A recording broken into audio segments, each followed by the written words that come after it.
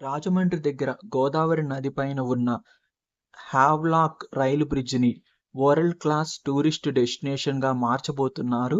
ఆ వివరాలేంటో చూద్దాము.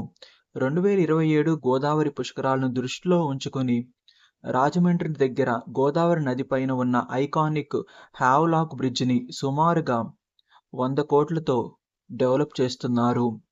120 ఏళ్ల చరిత్ర కలిగిన ఈ హెరిటేజ్ బ్రిడ్జ్ ఒకప్పుడు వేలాది రైళ్లని మోసింది. ఇప్పుడు India's most iconic river front tourism డెస్టినేషన్గా మారబోతుంది.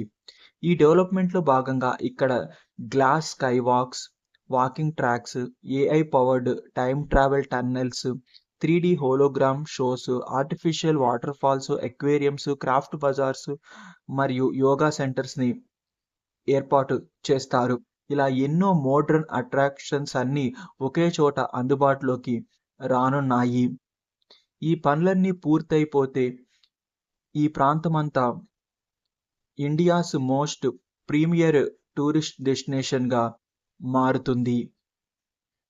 దాదాపుగా 120 ఏళ్ల పైగా చరిత్ర కలిగి బ్రిటిష్ వాళ్ళ టైంలో నిర్మాణం పూర్తి చేసుకున్న ఈ హావ్లాక్ బ్రిడ్జ్ పైన ప్రెజెంట్ రైళ్లేవి నడవటం లేదు. సో ఆ నిరుపయోగంగా ఉన్న ఈ బ్రిడ్జ్ని ఇప్పుడు ఒక గొప్ప టూరిస్ట్ అట్రాక్షన్గా మార్చబోతున్నారు. దీనికి సంబంధించిన పనులు చకచకా జరుగుతున్నాయి.